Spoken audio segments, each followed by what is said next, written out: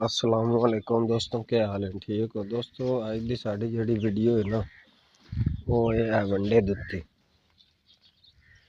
जेड़े वंडा ना रात को आई है बारिश ते बकरी ने सीधे वंडा इस्तेमाल करवा लिया रहा से, लेकिन ये बकरी साड़ी बड़ी कमज़ोर है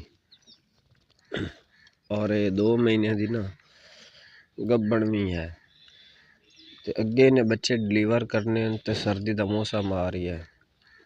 असी इस वंडा जेड़ा है ना इस्तेमाल करवा रहे हैं ताकि इनू जेड़े कोई ताकत आ जाए। हुण इसनू सुबह टाइम असी पहले वंडा देंदे सी, लेकिन फिर सानू माजिद भाई होरी ने दस्या कि रात नू तुसी वंडा दियो ताकि इन्हां एनर्जी आ जाए, इन्हां ताकत मिले और मौसम हुंदा ठंडा। रात नू वंडा देवन दे फायदा हुंदा कि ज़्यादा फायदा हुंदा।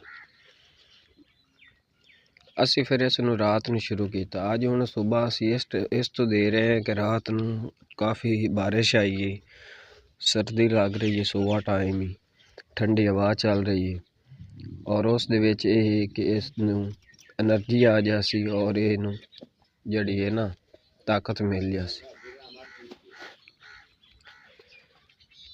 और इस वजह तो असी इसनू ना वंडा इस्तेमाल करवा रहे हैं। जदों जानवर तुहाडे नू कोई कमज़ोर होवे या उन्हें सर्दी महसूस हो रही हो, उसनू मकई कणक फौरी एनर्जी वाली चीज़ दियो ताकि उसनू वो ज़्यादा सर्दी वगैरह तो बीमार ना हो जाए।